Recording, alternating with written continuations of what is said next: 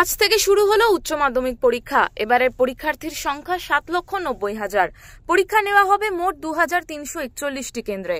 পরীক্ষা শুরু সকাল 9:45 মোট 3 ঘন্টা 15 মিনিটের পরীক্ষা হবে। আলিপুরদুয়ার জেলায় এবার উচ্চ মাধ্যমিকে মোট পরীক্ষার্থীর সংখ্যা 14,600 জন। মোট 16টি সেন্টার এবং 67টি ভেন্যু রয়েছে। আলিপুরদুয়ার শহরের ম্যাকউইলিয়াম উচ্চতর বিদ্যালয়ে পরীক্ষা দিচ্ছে 388 জন। পরীক্ষার্থীরা যাতে সুষ্ঠুভাবে পরীক্ষা দিতে পারে সে কথা মাথায় রেখে পুলিশি ব্যবস্থা রয়েছে জোরদার।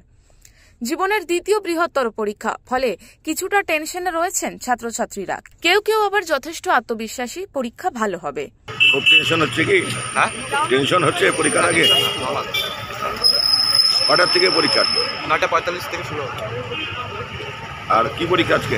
আজকে বাংলা। আলিপুরদুয়ার শহরের নিউ টাউন উচ্চতর বিদ্যালয়ে উচ্চ মাধ্যমিক পরীক্ষা কেন্দ্রে চলছে পরীক্ষা। আলিপুরদুয়ারের এসপি ওয়াই রঘুবংশী বিভিন্ন পরীক্ষা কেন্দ্রগুলি সরজমিনে ঘুরে দেখছেন। আলিপুরদুয়ার থেকে শঙ্কর সেনগুপ্তর রিপোর্ট, ওঙ্কার বাংলা।